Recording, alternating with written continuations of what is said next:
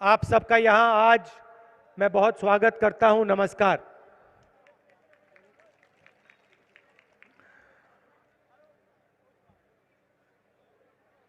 आज हम ठाकुर पंचानन वर्मा जी, आदिकवि भानुभक्त आचार्य जी, नेताजी सुभाष चंद्र बोस जी, बिधान रॉय जी जैसे महापुरुषों की याद करते हैं। इन लोगों ने बंगाल की नींव रखी और आज जो बंगाल है इसको बनाने में इनका हाथ है। असेंबली के चुनाव हो रहे हैं। तमिलनाडु, बंगाल, असम में चुनाव हो रहे हैं और यहां से पहले मेरे वहां दौरे लगे। असम में आप जानते हो बीजेपी ने क्या किया, वही काम वो तमिलनाडु में कर रहे हैं। चुनाव के समय मैंने लोगों से पूछा, क्या लगता है आपको? असम के लोग कहते हैं हमारे प्रदेश पर, हमारी संस्कृति पर, हमारी हिस्ट्री पर आक्रमण हो रहा है।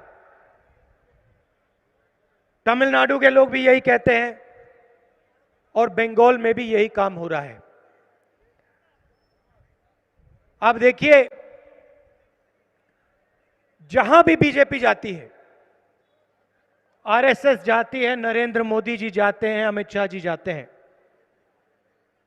वहां पे नफरत फैलनी शुरू हो जाती है। सही बात है। जहां भी जाते हैं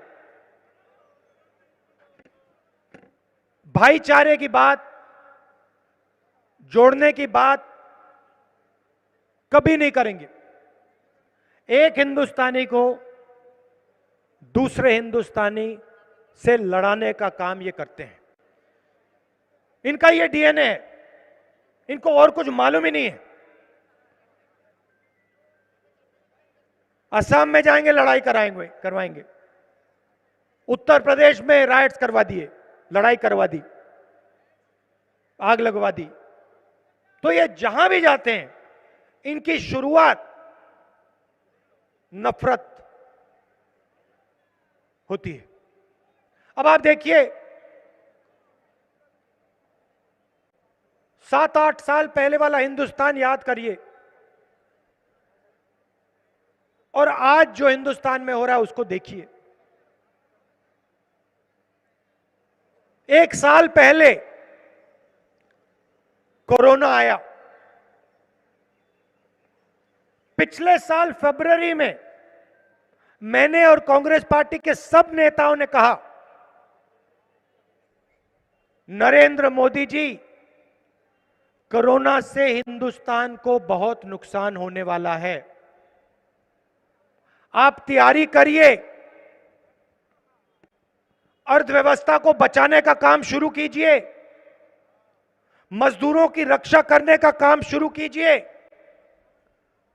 छोटे बिजनेस वालों, दुकानदारों की रक्षा करने का काम शुरू कीजिए, क्योंकि तूफान आने वाला है और यह ऐसा तूफान आएगा जिससे पूरे हिंदुस्तान को चोट लगेगी। ये हमारे प्रेस के मित्र बैठे हैं यहां पे, इन्होंने मेरा मजाक उड़ाया।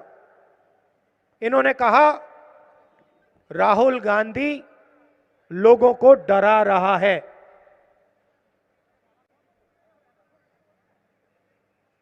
नरेंद्र मोदी जी ने कहा, भाइयों और बहनों, कोरोना आया है, थाली बजाओ, थाली बजाओ, कोरोना भाग जाएगा। और पूरे हिंदुस्तान से थाली बजवा दी और पता नहीं क्या हुआ, हिंदुस्तान थाली बजाए। उसके बाद कहते घंटी बजाओ। हिंदुस्तान घंटी बजाए। उसके बाद कहते हैं मोबाइल फोन निकालो, उसकी लाइट जला दो। अब देखिए, यह व्यक्ति हिंदुस्तान का प्रधानमंत्री है, गहरी बात बोल रहा हूं, यह व्यक्ति हिंदुस्तान का प्रधानमंत्री है और यह एक्शन ले बजाय, अर्थव्यवस्था की रक्षा करने के बजाय, मजदूरों के लिए रेलवे टिकट, बस टिकट खरीदने के बजाय देश को कह रहा है घंटी बजाओ। और ये जो मीडिया वाले हैं, ये 24 घंटे दिखा रहे भैया देखो हिंदुस्तान घंटी बजा रहा है, घंटी बजा रहे, देखो घंटी बज रही है सब जगह, तो ताली बजाओ भैया, घंटी बज रही है। और आज उत्तर प्रदेश में जाइए, देखिए, मेरे फोन पे अभी वीडियो आया है, लाशों का ढेर पड़ा हुआ है, जगह नहीं है लाशों को रखने के लिए, जगह नहीं है लाशों को रखने के लिए। नरेंद्र मोदी जी ने इसके बारे में कुछ बोला आपसे कि कोरोना फैल गया, लाखों लोग मर गए, हिंदुस्तान की अर्थव्यवस्था नष्ट हो गई, मैं प्रधानमंत्री हूं? कुछ बोला उन्होंने? प्रेस वालों ने कुछ बोला? कुछ नहीं, इनके मुंह से एक शब्द नहीं निकलता। ये रखवाले हैं, इनका काम रक्षा, देश की रक्षा करने का है, ये रखवाले हैं। बिक गए हैं सब के सब बिक गए हैं। 24 घंटा ये नरेंद्र मोदी का चेहरा दिखाते हैं, क्यों? भाई और बहनों, बात समझो, ये नरेंद्र मोदी की सरकार नहीं है, ये 2-3 उद्योगपति मित्रों की सरकार है। और ये पूरा ड्रामा जो चल रहा है, ये आपके जो प्रधानमंत्री है, ये उनकी कठपुतली है, ये जो कहते हैं ये करते हैं। इनको सिर्फ भाषण देना आता है।